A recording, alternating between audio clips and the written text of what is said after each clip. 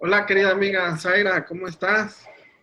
Hola, ¿qué tal? Muy bien, estamos muy bien, gracias a Dios y bueno, al tiempo, a cómo estamos. Me Bueno, da pues mucho gusto verte. igualmente, espero que estés bien. Y bueno, la última vez que nos vimos, si recuerdas, estuvimos hablando de un tema interesante sobre los sueños. Abordamos varias perspectivas de los sueños, todo lo que es el misterio de los sueños en estas pláticas de té y café. Y bueno, el día de hoy no sé cómo ves si te gustaría platicar sobre otro de los misterios también que nos llama la atención a los seres humanos, que es la muerte. Es, Sí, sí, sí. es un tema que creo que son de esos temas que ahora sí que nos vamos a morir hablando de la muerte. Venimos y nos vamos. Es un tema que a veces no queremos hablar, a veces hacemos como que no existe esa palabra, esa acción, pero que a la vez también estamos en constante apego, vamos a decir, hablando de la muerte, ¿no crees? Sí, es que qué bueno que abordamos este tema porque ya te había comentado de que yo muchas veces en mis pláticas, también en los talleres, cuando manejamos temáticas de autoestima, incluso se trastoca el tema de la muerte, ¿no? De la vida. En el caso, por ejemplo, recuerdo una conferencia que diste sobre el tiempo, sobre la organización y administración del tiempo y la procrastinación. Me acuerdo que empezaste a hablar sobre el tiempo, esos tiempos que tú hablas desde la filosofía, y la gente empezó a cuestionarse sobre la vida, con la frase que tú mencionaste de que cada minuto que pasa es una pequeña muerte que va sucediendo. Y me acuerdo que las personas empezaron a cuestionarse qué era, qué era la muerte en sí. Entonces yo creo que es un tema que levanta y despierta mucho interés, muy enigmático y además porque no sabemos qué pasa después de la vida. Yo le llamo vida después de la vida o mucha gente le llamamos así, vida después de la vida, porque pues no sabemos qué hay después de esta vida, ¿no? Pero creo que lo importante es que sí nos estamos planteando constantemente qué es la muerte, ¿no? Está muy interesante esto porque le huimos muchas veces a la muerte, a la temática de la muerte. De hecho, en esa conferencia que aludes, recuerdo que hablaba sobre el tiempo y yo considero que la concepción de la muerte va aunado a la cuestión del tiempo. Sin tiempo no hay muerte. La muerte es como la caducidad de algo, ¿no? Algo que termina, que tiene un principio y tiene un fin. Es como las matemáticas. Hay una línea recta que puede ir hacia el infinito, pero no termina. Por ejemplo, los números. Si ves los números van hacia el infinito y no tiene fin. Pero cuando pones un punto, ¿no? Y es donde, por ejemplo, pones uno 2 3 4 puntos y ya ahí terminó. El punto va a ser la característica que le va a dar la temporalidad o la caducidad. Nosotros como seres humanos tenemos una temporalidad de los griegos, como ya lo he dicho en algunas otras ocasiones, planteaban en tres dioses el tiempo y en específico el tiempo que va concatenado con la cuestión de la muerte es el tiempo cronos, el tiempo medible, el tiempo del reloj. Cronos, ya ves, hemos platicado de Cronos, el dios que mata al padre por las cuestiones que tenía con él. No lo mata, más que nada lo castra al padre y es necesario que él destruya para que exista. Y es por eso que el Cronos es el tiempo de la destrucción, es el tiempo que se acaba, el que come de alguna u otra manera las cosas, que destruye para existir. Entonces se destruye hasta cierto punto porque el día termina a tal hora, ¿no? A las 0 horas y empieza otro día. La niñez termina a este tiempo, la adolescencia termina hasta aquí y empieza aquí, ¿no? Dice, por ejemplo, en el matrimonio hasta que la muerte nos separe. Siempre ponemos un puntito para saber cuándo va a terminar, pero eso va aunado la muerte con el tiempo. ¿Qué sucede cuando el tiempo deja de existir en una dimensión?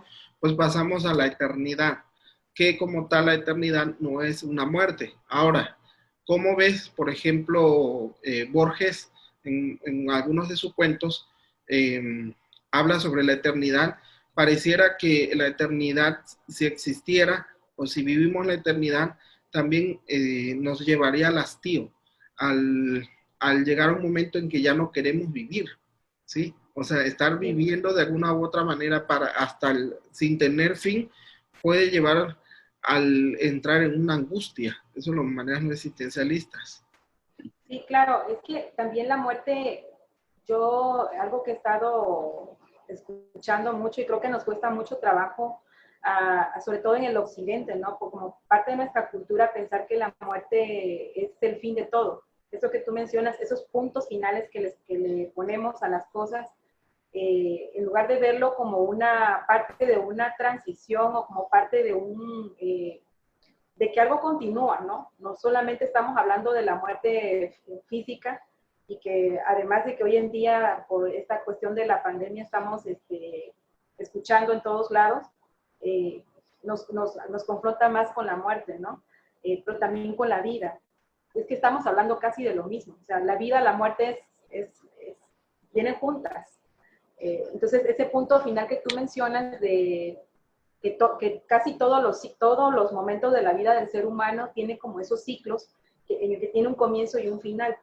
Existencialmente sí hay un comienzo y un final, ¿no? Pero no necesariamente la muerte física como tal, sino yo te comentaba el otro día que los humanos tenemos como que esas constantes muertes para concluir algo, para concluir algo que no hemos, perdón, que es que está sonando mi alarma. Sí, no te preocupes. Gracias.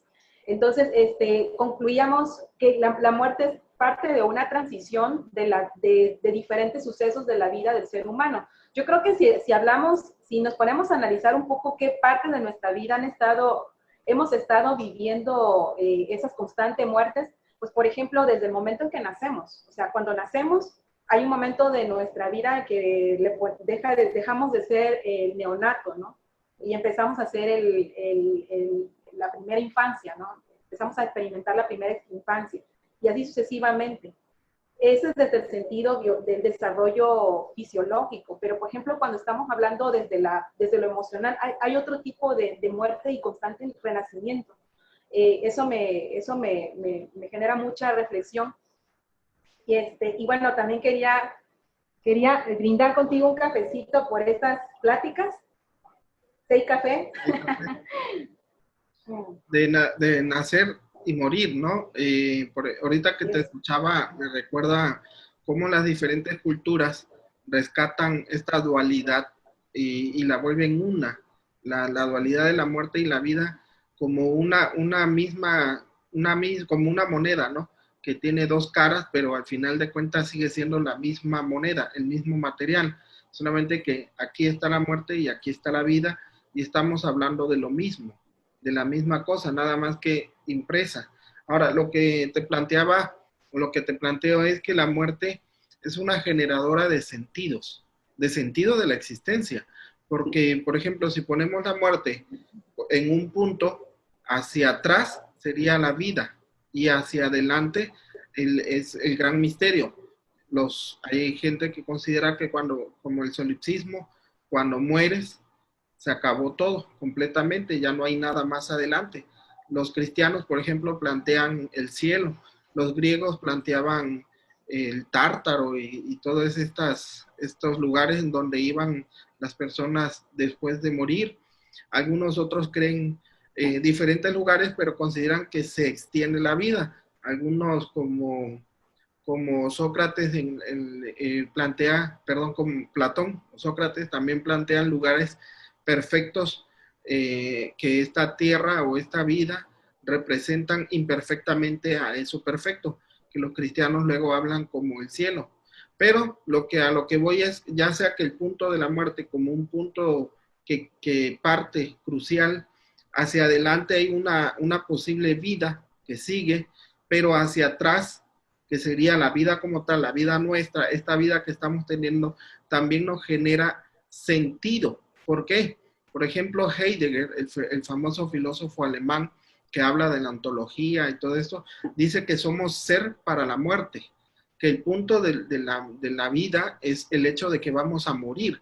Y por el hecho de que vamos a morir, planteamos disfrutar, o bueno, eso no plantea mucho Heidegger, pero esa es más aportación mía, de soportar la vida.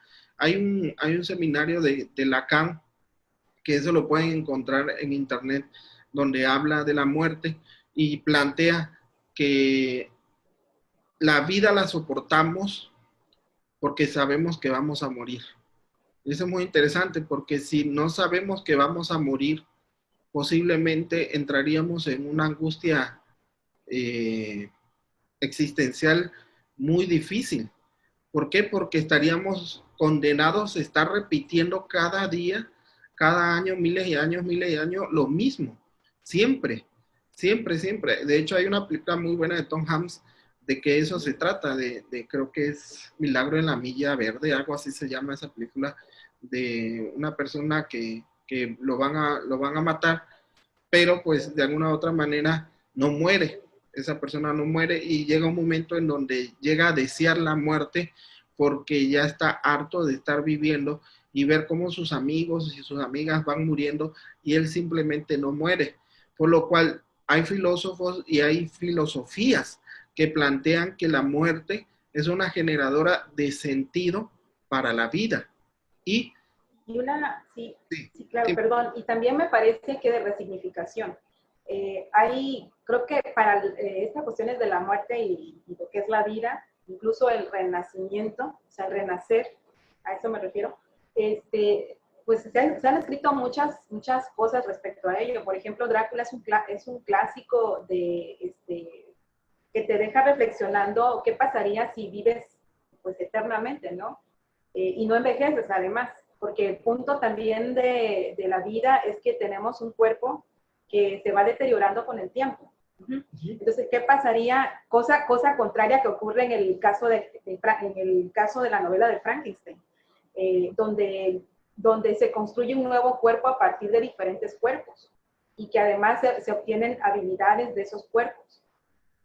Digamos que ahí te están diciendo que el cuerpo tiene memoria, que ese es otro punto, ese es otro tema de otro café, pero lo que sí es muy, que me parece que cabe rescatar aquí es que la muerte, además de que tiene sentido, o que le demos sentido, ya estamos hablando ahí de una postura muy filosófica o muy existencialista, esto es que muchas personas no se lo plantean bajo un sentido, sino se lo plantean bajo el miedo, desde las emociones.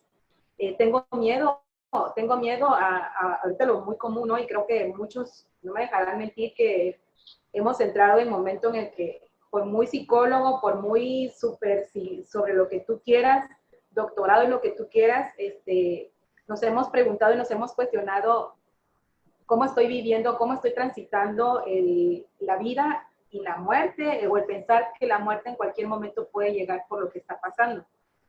Drácula te deja reflexionando mucho qué pasaría si viviéramos eternamente.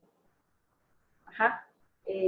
Además de que si somos observadores, vamos desarrollando habilidades, bueno, además de cultivarlas, ¿verdad? Pero vamos desarrollando habilidades que en el resto de al transcurso de nuestra vida vamos afinando, vamos puliendo, que eso es lo que pasa en el caso de Drácula, ¿no? Que deja ver un personaje que tiene mucha experiencia entre las culturas, entre las personas, cómo se mueve entre una época y otra, eso es interesante, ¿no?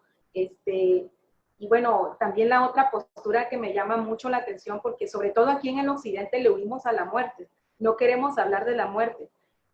Nos preguntan, por ejemplo, es muy fácil incluso poder hablar de esto, pero ¿qué tan fácil sería para nosotros, para las personas que nos escuchan, nos logran ver, qué tan fácil sería hablar de la muerte de las personas que queremos, de las personas que amamos? No es cosa fácil por todo el constructo que tenemos mental y conceptual de lo que es la vida y de lo que es la muerte. Bajo ese punto me remito a ¿cómo se llama? A explorar un poco que las culturas ancestrales tienen otra forma de pensar respecto a la muerte, ¿no? La muerte es una especie de sueño. Algunas culturas ancestrales, como la metafísica ancestral, dice que la muerte es una transición de esta dimensión a otra y se experimenta como una especie de sueño. Entonces, me parece que desde ahí nos cuestionamos incluso qué pasa cuando dormimos, porque entonces sería, cuando vamos a dormir, entonces estamos viendo una especie de sueño, una especie de muerte. Algunos personajes,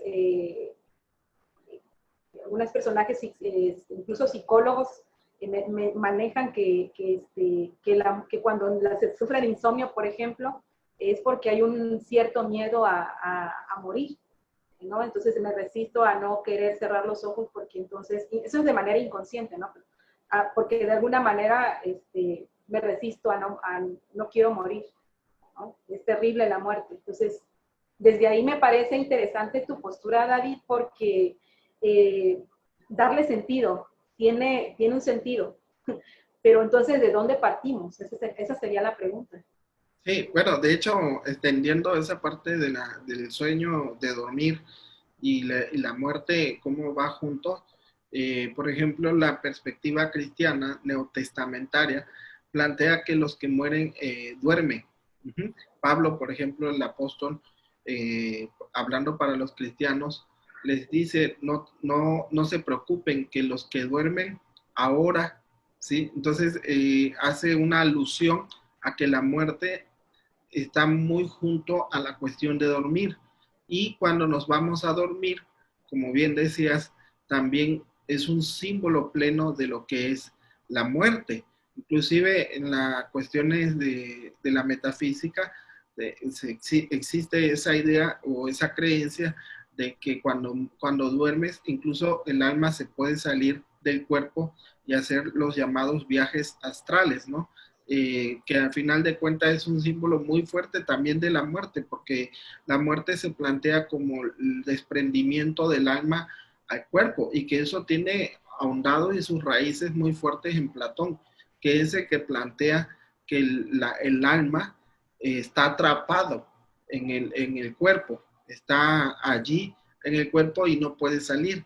Entonces la muerte al final de cuentas es liberadora, al menos por ejemplo que hablaba hace rato de Sócrates cuando escribe, bueno, más que nada sus seguidores van a buscarlo cuando ya va a morir y va a tomar la cicuta, lo ven tan tranquilo y lo ven como si no fuera a pasar nada y estaba a horas de morir. Y Sócrates les dice, si el filósofo no se prepara para la muerte, entonces nunca ha entendido lo que es la filosofía. Y él planteaba que la muerte de alguna manera también nos libera de la prisión de las pasiones, de la prisión del cuerpo, de todo esto que venimos hablando. Inclusive, por ejemplo, en la lengua francesa existe un, una manera muy llamativa de hablar del orgasmo, ¿sí? Hablan de la pequeña muerte, ¿sí? Y fíjate cómo esta palabra de la pequeña muerte está junto a un punto máximo, en este caso de placer, y luego viene cómo desciende el estado placentero absoluto y viene esta pequeña muerte. Uh-huh. Entonces, definitivamente, la muerte de alguna u otra manera es como una liberación de algo y que de alguna manera también viene esto que tú planteas de renacer. Hay que para crecer, para renacer, para pasar a otro estado mejor, hay que dejar morir una parte de nosotros. Qué interesante esto que estás mencionando del orgasmo, David. Hay una técnica que se llama palingénesis, que eso es una técnica de respiración holotrópica que se induce a un estado de conciencia para precisamente experimentar, esto es inducido, como tipo hipnosis, Bueno, y tú manejas súper bien la hipnosis. Entonces, bueno, el paringénesis es una técnica para, de hecho se le llama renacimiento, ¿no? Es como se vive como una especie de renacimiento a partir de la respiración. Eh, entonces, se hace el ejercicio, yo esto que mencionas con el orgasmo, y te lo comento y lo comparto a quienes nos están escuchando y viendo, porque se experimenta precisamente, ojalá lo puedan hacer en algún momento, se experimenta ese punto de máximo, como de tensión, y llega un momento en el que bajas esa tensión, y es donde empieza, de acuerdo, te digo que esto tiene que ver todo con inducción, o sea, tiene que haber alguien que sepa realizar esta técnica para que vaya llevando el ciclo del renacimiento, ¿no? Porque aquí lo que se está explorando en esta técnica que te comento de paringénesis es experimentar precisamente una especie de muerte y de renacer. A veces y está súper interesante esto porque fíjate que luego surgen como que cositas, es que, por ejemplo, hay personas que me comentan, Zaira, es que yo sentí como una especie de mucho dolor, yo sentí muchas ganas de llorar. Hay quienes no sintieron ni ganas de llorar, sintieron mucha paz. Me dicen, hay personas que me han dicho en este ejercicio, que últimamente no lo he hecho, la última vez que lo hice fue el año pasado, y me dicen, Zaira, yo sentí muchas ganas de dormir. Me relajé muchísimo, que se queda dormida la persona. Entonces, cada quien lo vive diferente. Por eso es muy enigmático hablar de la muerte, porque no sabemos ni qué pasa después de esta vida, pero lo que sí sabemos es cómo nos los planteamos ahora, y cómo lo vivimos, cómo lo experimentamos, desde las diversas técnicas que existen, porque pues paringénesis no es la única técnica, hay muchas otras que podemos experimentar, podemos con personas indicadas, ¿verdad?, que están entrenadas para esto, revivir o darle sentido, resignificar la muerte. Sobre todo en estos momentos que estamos confrontándonos con este tema, me parece interesante explorar qué surge, ¿no? Incluso, por ejemplo, Irving Yalom, que hablaba sobre sus pacientes, perdón, es que se me está cayendo cada vez este botoncito. Bueno, Irving Yalom hablaba de su libro Mirar al Sol, de las personas que llegan a terapia. Muchas veces la resistencia tiene que ver con el no quiero confrontarme con la vida, menos con la muerte, ¿no?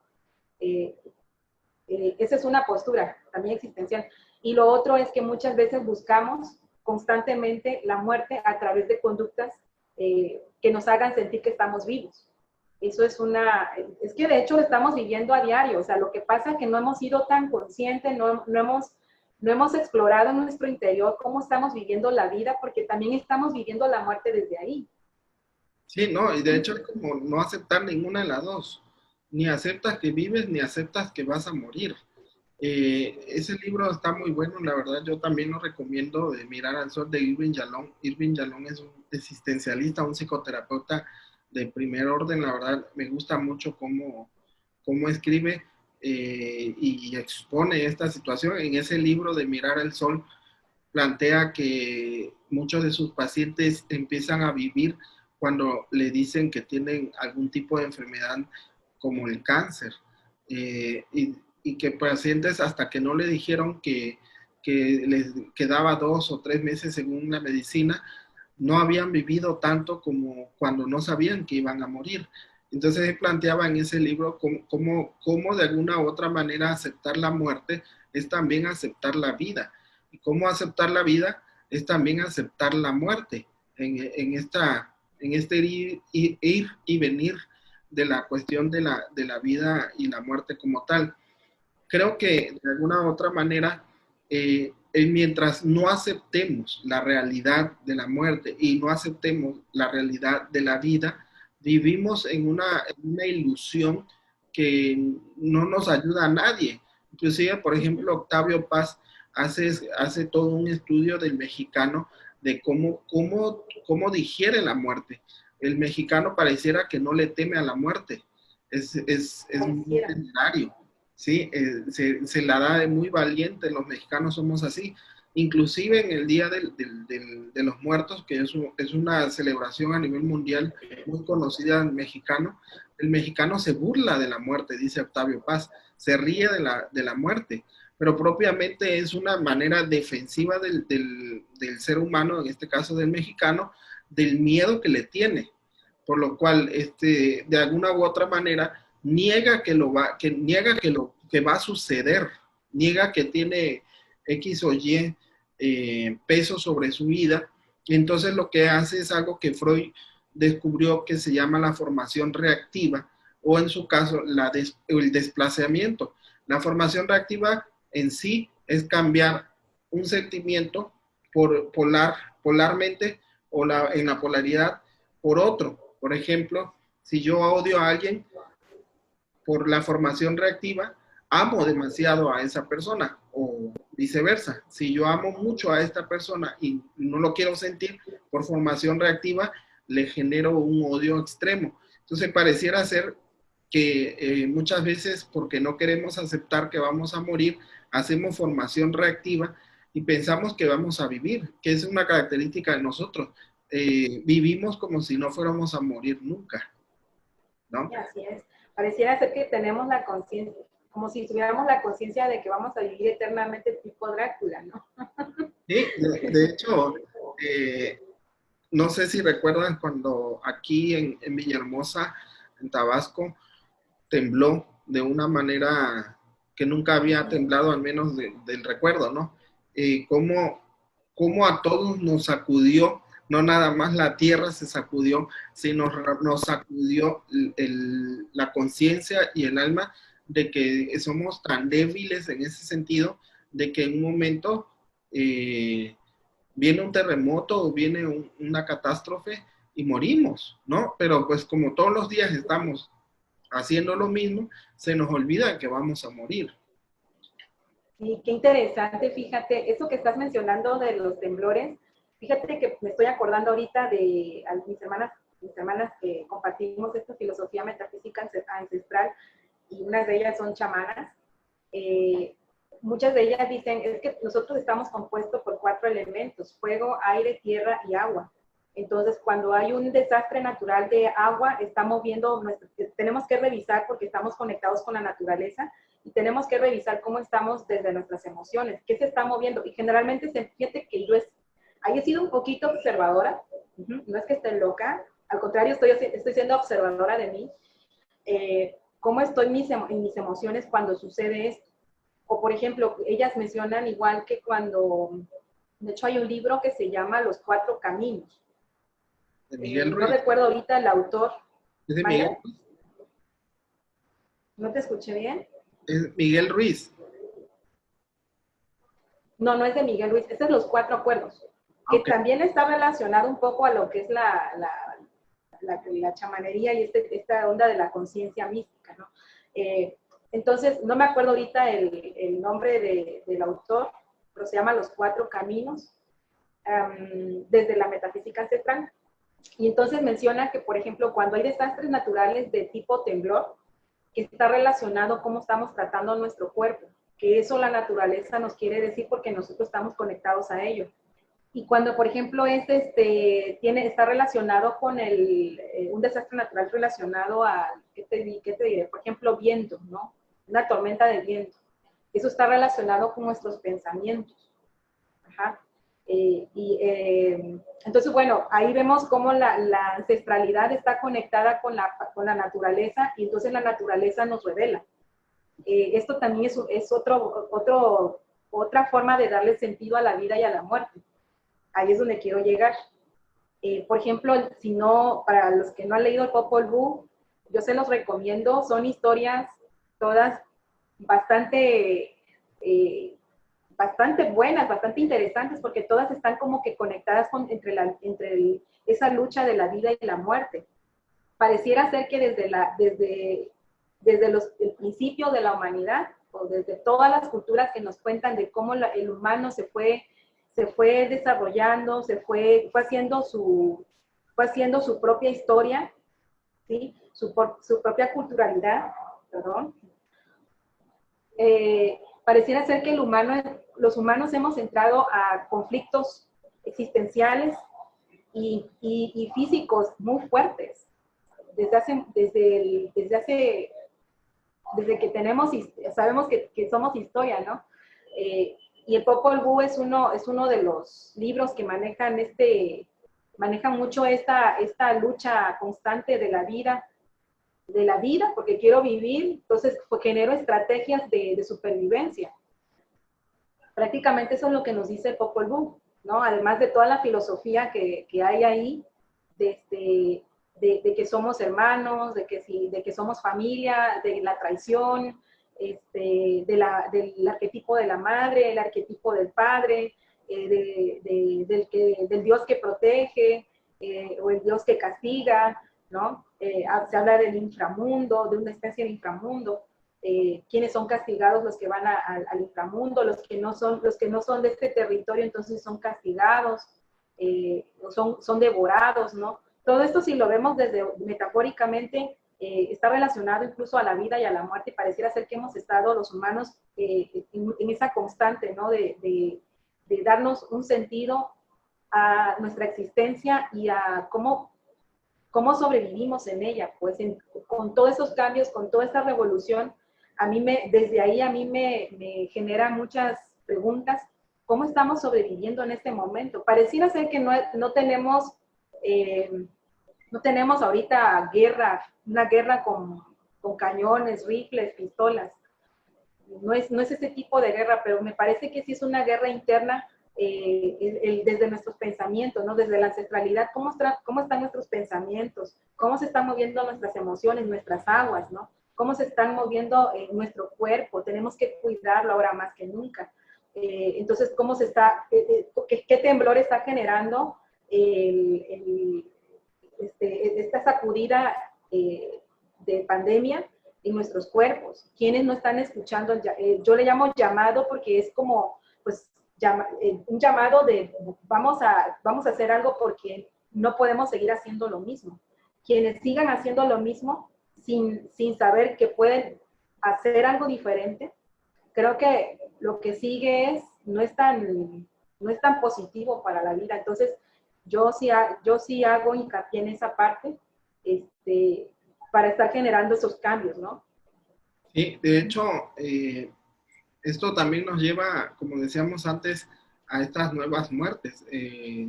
Esta muerte inclusive de los hábitos que veníamos teniendo antes de la pandemia. Pero escuchando la cuestión del Popol Vuh, que en la plática anterior que tuvimos, hablaba de cómo los españoles cuando llegaron aquí, donde estaban los pueblos, nos robaron todo lo que sabíamos o lo que podíamos haber sabido de nuestros ancestros. Y de ahí, de alguna u otra forma, se murió un recuerdo histórico. En el caso de Popol Vuh, hasta donde yo sé, si no, si estás más metida en esta situación, ya no es directamente desde la sabiduría de ellos, porque todo eso fue quemado y fue destruido por los españoles. Entonces el Popol Vuh y todos estos pequeños rezagos que quedaron o remanente de conocimiento de nuestros ancestros, pues ya fueron más que nada que fueron recogiendo de lo que todavía se pudo saber de cómo eran las cosmovisiones de los que habitaban esto que hoy llamamos México. Y eso también es una muerte como tal. Por ejemplo, la muerte de las lenguas. No sé si has escuchado cuántas lenguas mueren por día, cuántas culturas se van muriendo y que dejan de existir. Así como hay una extinción de animales, también hay una extinción de cultura, de lenguas. Por ejemplo, ahorita hablamos del español, pero también hay lenguas muertas que alguna vez existieron y ya no están, que ya no se usan. O que sufrieron o padecieron una evolución de alguna u otra forma, como del castellano al español mexicano, va teniendo una evolución a tal grado de que el anterior castellano, o el castellano, por ejemplo, de Cervantes, ya no se utiliza. Y eso también viene a ser como una muerte de nosotros, una muerte de la cultura, de la identidad y de las cosas que nos planteaban, a tal grado que en miles de años, si la humanidad sigue existiendo, ¿qué vamos a hacer nosotros para el futuro? ¿En dónde queda todo lo que hemos hecho y todo lo que hemos logrado? Por ejemplo, inclusive esta misma plática en miles de años, ¿qué va a ser? ¿No? Entonces la muerte viene inclusive como a mostrarnos como una pérdida, hasta inclusive un olvido. Y hasta cierto punto, lo que genera la muerte es eso que llamamos nosotros los psicólogos las pérdidas, y la única manera en cómo podemos confrontar naturalmente en un sistema homeostático emocional sería como tal el duelo, ¿sí? Que hablar de muerte siempre es hablar de duelo, que es la forma en cómo afrontamos la pérdida. Hace rato decías, por ejemplo, que cómo es que se mueran nuestros seres queridos. Ahora escuchamos con esto del COVID que se murió tal persona, se murió el vecino, se murió el abuelo, se murió la abuela, se murió el tío, se murió la tía, y todos parecieran que estamos en un duelo masificado, ¿no? Por todos lados, todos están en duelos, hasta podemos ver que todos tienen la cintilla negra, más que nunca aparece en las redes sociales, en los WhatsApp, la cintilla negra porque murió tal persona, murió tal cosa, murió tal X o Y, tal tío, tal tía, ha muerto. Y que de alguna u otra manera la muerte empieza a tener también como, ahora sí que aquí estoy, ¿no? Como si lo hubieras olvidado, no se te olvide, porque inclusive no todos están muriendo por COVID, pero ahora escuchamos muerte, y aunque no sea por COVID, pero nos espantamos, ¿no? ¿Por qué? Porque ya tomó un peso dentro de la sociedad lo que significa la muerte. Pero no sé cómo ves desde tu punto de vista lo que es el duelo como tal. Es que el duelo viene de dolor, ¿no? Duele que algo se pierda, ¿no? Que algo que es ya no esté. Eso genera un duelo. Por así decirlo, hay hasta una herida, ¿no? Eh, ¿Qué opino de los duelos? Me parece que sí está relacionado con la muerte, pero vuelvo a repetir, y ahí me acordé ahorita, David, de un poema que se llama Las que fui. Lo pueden buscar en YouTube, de hecho, así se llama Las mujeres que fui. Es un poema para mujeres. Yo a veces lo he usado en los círculos de mujeres o en algún tallercito sobre mujeres. ¿Por qué? Porque habla de las diferentes facetas que nos enseñaron, que nos impusieron a hacer. Y retomo esta parte en la temática de la muerte, porque me parece que estamos en esa constante búsqueda de la vida. Más que de la muerte, estamos en una constante búsqueda de la vida. ¿Por qué lo planteo que estamos en una búsqueda de la vida? Fíjate, ese poema no se los voy a recitar porque no me acuerdo cómo va exactamente, pero hace hincapié en que las mujeres que fui, la mujer que me impusieron, la mujer que la sociedad me dijo que yo tenía que ser, la mujer que me dijo mi padre que tenía que ser, la mujer que la sociedad, la religión me dijo que yo tenía que ser, ¿no? Hoy renuncio a esas mujeres, más o menos así, hoy renuncio a esas mujeres que me impusieron porque no era yo, porque yo estaba muerta. Hoy entierro a estas mujeres que fui, las honro, porque de hecho la chica que narra el poema lo entierra simbólicamente, muñequitas de las mujeres que ella fue, y las entierra, y entonces dice, hoy entierro y honro a estas mujeres que fui, porque hoy elijo ser quien soy, la mujer que ahora soy. Entonces yo creo que desde ahí, bueno, aplicado no solo a las mujeres, también a los hombres, hombres y mujeres, creo que estamos en una constante búsqueda de la vida.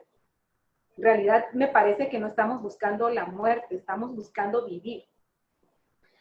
Incluso como psicólogos, David, la otra vez ya tiene algún tiempo que hablábamos de que las personas, por ejemplo, que se cortan, sobre todo adolescentes, ¿no? Los que se cortan, los que tienen alguna conducta autopunitiva o de autocastigo, están en esta constante búsqueda de quiero sentirme vivo, quiero sentirme, de hecho, eso es lo que mueve al ser humano.